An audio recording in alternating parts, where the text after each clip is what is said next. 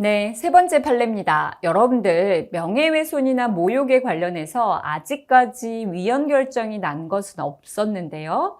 이번에 아주 의미 있게 이 공직선거법 관련돼서 명예훼손 규정이 한 가지가 위헌 결정이 났습니다.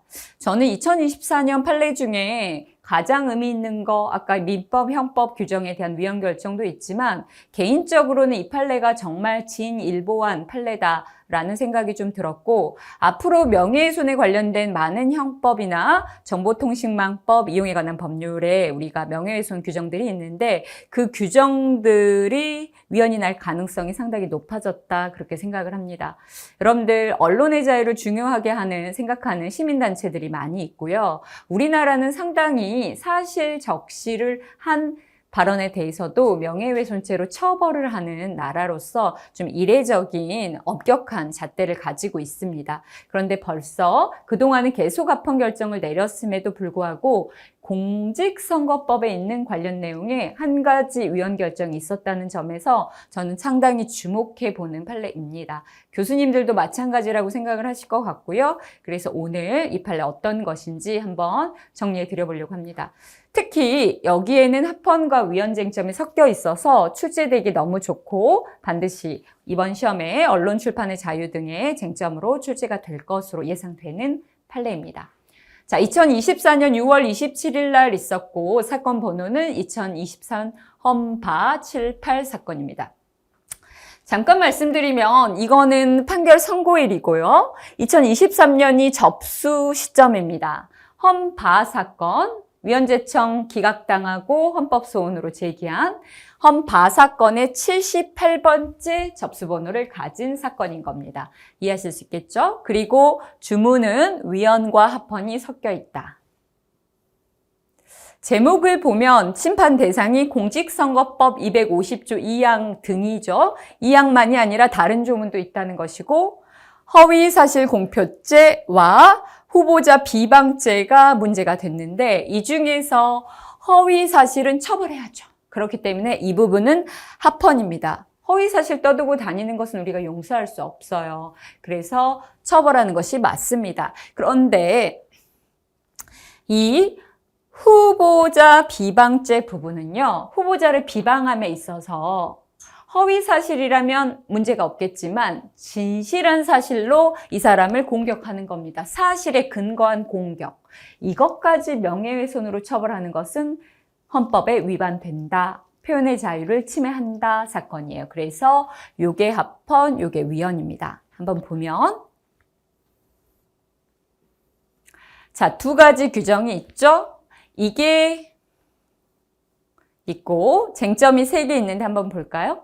첫 번째, 각 규정의 내용입니다. 당선되지 못하게 할 목적으로 후보자가 되고자 하는 자에 관하여 허위사실 공표를 한 자를 처벌하는 공직선거법 250조 제2항입니다. 이걸 허위사실 공표 금지라고 하고 있고 이것이 죄형법정주의 명확성 원칙 또는 과잉금지 원칙 위반되냐? 아니다. 허위사실은 처벌해야 된다라는 것이고 두 번째, 당선되거나 되게 하거나 되지 하게 못할 목적으로 사실 적시 후보자가 되고자 하는 자를 비방했다라는 이 251조 부분은 재형법정주의 명확성 원칙에 이것도 위헌 판결의 합헌 쟁점 있네요. 결론은 과잉금지 원칙 위반으로 표현의 자유 침해한다고 하지만 뭐는 아니다. 명확성 원칙에는 위반되지 않는다라고 하고 있어요. 그래서 이렇게 위헌이지만 명확성 원칙은 위반되지 않는다 쟁점이 들어 있습니다. 자, 1, 2, 3번을 보면요. 결정 유지. 허위의 사실은 객관적 진실에 맞지 않는 사실이다. 명확하다라고 얘기하고 있고요. 이건 선거의 공정성을 보장하기 위한 것으로 다른 대안도 상정하기 어렵다. 허위 사실을 금지하는 것은 필요하다. 정치적 표현의 자유 침해한다 볼 수 없다 했습니다. 자, 비방 금지에서 비방이라는 단어가 문제가 됐네요. 비방. 근데 여러분들 우리 비방이라는 단어 일상적으로 많이 쓰죠. 비방. 이건 진실이든 허위든 나를 뭔가 명예를 깎아내리는 어떤 내용입니다. 그래서 사회생활에서 존중되는 모든 것에 대하여 정당한 이유 없이 상대방을 깎아내리거나 헐뜯는 것. 이것을 의미한다고 알 수 있고 명확성 원칙에는 위반되지 않습니다. 그러나 이 규정은 과잉금지 원칙에 위반된다라고 얘기합니다. 입법 목적은 공정, 알겠다라는 것입니다. 그런데 만약에 이게 허위사실일 때는 앞선 허위사실 공표금지 조항으로 처벌하면 족하고 문제는 여기입니다.